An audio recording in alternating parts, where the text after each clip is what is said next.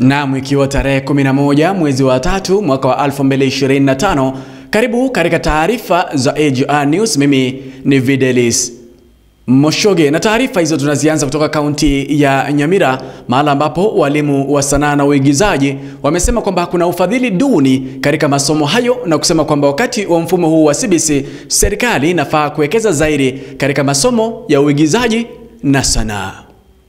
The system has been taking care of classwork only. We have been so much into academics more than these co-curricular activities. But we hail the new system of education because it takes care of these co-curricular activities in equal measure as it were in academics. It is good for us to have other sponsors other than just the county, other than the national government.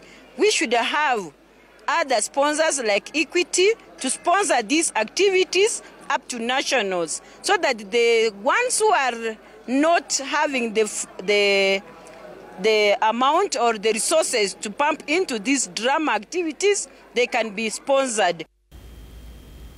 Na baada ya maandamano ya mara kwa mara katika kaunti mbalimbali ya wahudumu wa afya, sasa kaunti ya Kericho imejitokeza na kuwaweka wahudumu wa afya katika kandarasi ya kudumu kama njia moja ya kusuluhisha mgogoro wa madaktari kugoma kila wakati. Huyu ni gavana wa kaunti hiyo, Eric Mtai. To avoid debts with KEPSA as counties, we will be committing to sign tripartite agreement that will see us that what we collect from SHA, from the dispensaries to our hospitals, the SHA will deduct the money for medicine right up there. SHA will pay directly KEPSA medicine, so that KEPSA will be able to direct medicine directly to our facilities, the dispensaries, without a lot of protocol. This is a discussion which is led by the President, and I think it's the best way, so that as a nation, not only as a county, we'll be able to end the perennial shortages of drugs in our hospital and be able to provide the best. Na taarifa nyingine ni kwamba mwili wa polisi aliyefariki akiwa kazini Haiti umesafirishwa na kufikishwa nchini Kenya leo asubuhi. Mwili umepokelewa vizuri na umewekwa katika hospitali moja jijini Nairobi, wakati ambapo serikali kupitia polisi wanaendelea kuandaa maziko ama mazishi ya polisi huyo nyumbani. Serikali ilisema kwamba itajitahidi kuhakikisha kwamba familia iko katika maslahi mema.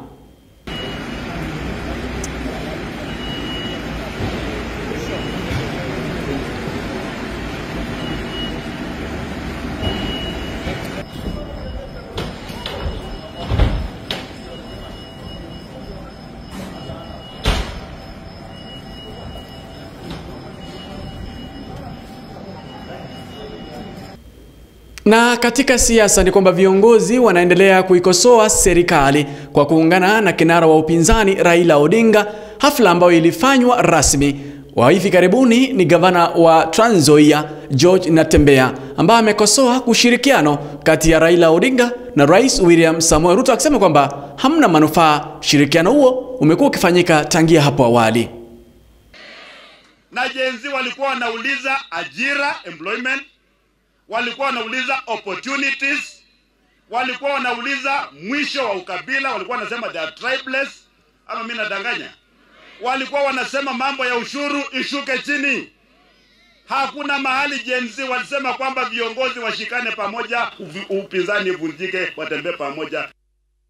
Na siku moja baada ya Rais William Samoei Ruto kuanzisha ziara yake rasmi katika jiji kuu la Nairobi ya siku 5, leo ni siku ya pili, na kufikia sasa amepeana ahadi kochokocho. Tumsikize rais.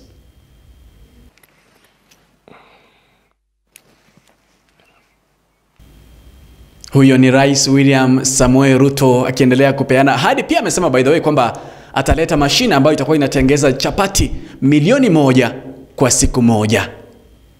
Tunangoja tuone kutaenda namna gani. Lakini katika spoti ni kwamba siku ya Jumapili Shabana watamenyana na FC Leopard, mechi ambayo itafanyika katika uga wa Machakos. Tutangoja tuone kutaenda namna gani. Kumbuka kwamba Jumapili iliyokwisha kulikuwa na mechi ya friendly match, lakini Shabana ilizindua sare yake mpya katika uga wa Gusii Stadium. Taarifa za biashara, Ruth Nyanchama ameziandaa atakupasha. Mimi ni Videlis Moshoge. Na katika biashara ni kwamba Benki Kuu humo nchini Kenya imependekeza marekebisho katika ada za leseni za benki ikifuatilia kanuni za benki za mwaka wa 2025. Katika mapendekezo hayo ama mswada huo umependekeza kwamba badala ya kutoza ada za leseni kulingana na matawi ya benki, basi itakuwa inatoza leseni hizo kulingana na mapato ya benki.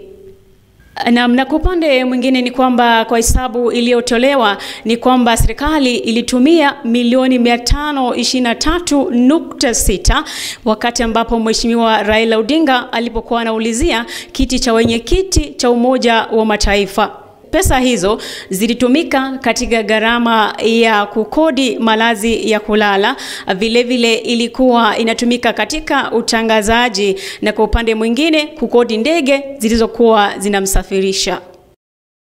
Na katika habari nyingine ni kwamba shirika la RBA, ukipenda Retirement Benefit Authority, limepanga kuzuia changiaji wote walio chini ya mwaka 50 kufikia pensheni zao. Basi mpango huo unasaidia ama inahimiza wachangiaji wote kuwekeza kwa muda mrefu, lakini jambo ambalo huenda likaibua hisia mbalimbali baina ya wachangiaji wote wanaochangia katika mifuko ya kustaafu. Nikome hapo kwa sasa. Jina langu ni Ruth Nyenchama.